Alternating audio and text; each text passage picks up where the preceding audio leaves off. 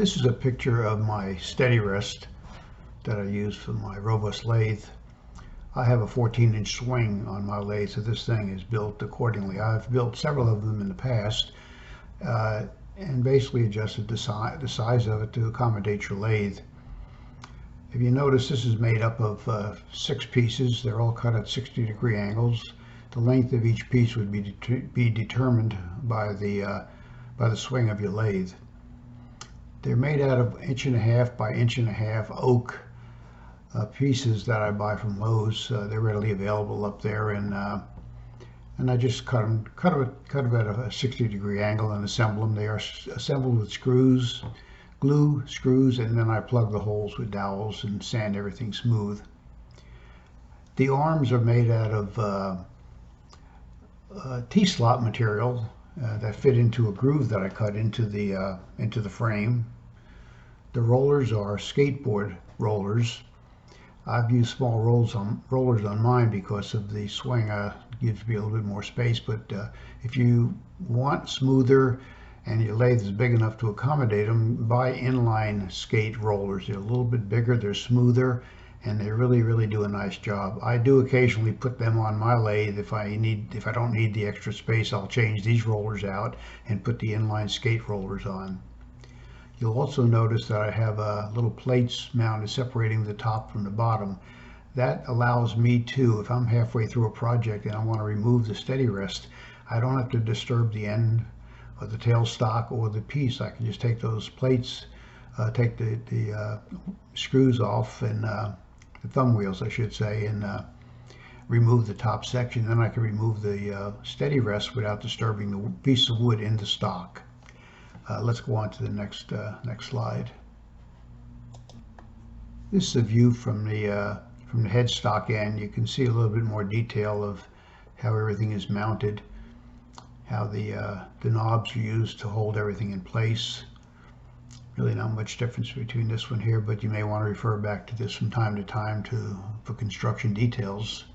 Let's go on to the next slide. This shows a real close-up of the actual arms that are supporting the rollers and how they fit into the slot that I cut into the frame.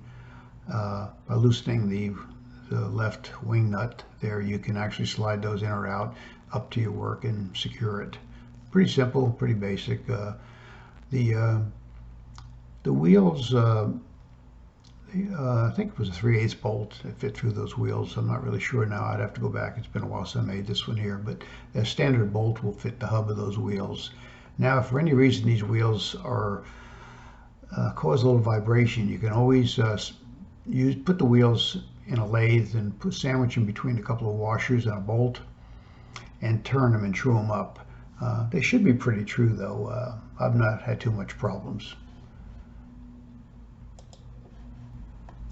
This is the actual detail of the arms. The arms would be, the length of those arms would be determined by the swing of your lathe, of course. And you can see that they're held in place by a toilet bowl retaining bolt, readily available at any of the big box stores. They're real cheap. You get a bag of 6 of them for, I think, for $2 or $3. But they work great in T-slots for holding these in place. And you can use them in T-slots on any project, by the way. I use a lot of them. But that's about it for the detail on the rollers themselves. They're just bolted in place, and the actual wheels have a hub on them, so you can put a washer on each side of the wheel and tighten it up, and they spin rather freely. This is a close-up of the separation plates I mounted. I'm not really sure where I bought these plates. I think I got them at Lowe's, but they're basically, I think they come 4 in a package, and they actually allow me to separate the 2 pieces, so I could remove the steady rest from the lathe without disturbing the work.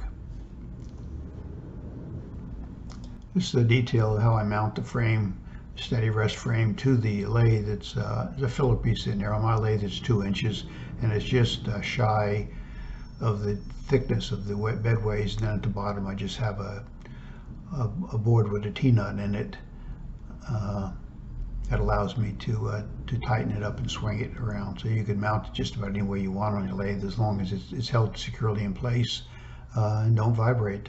I find that these 1.5 by 1.5 timber that I'm using to make this frame is really secure, and it lays very flat and very tight on that lathe, and I get no vibration at all out of this particular unit.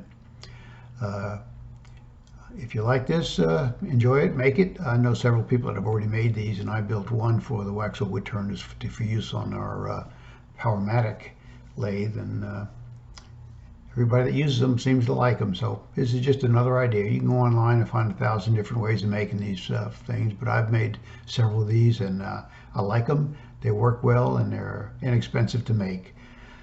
Hope you have a good day. Bye-bye.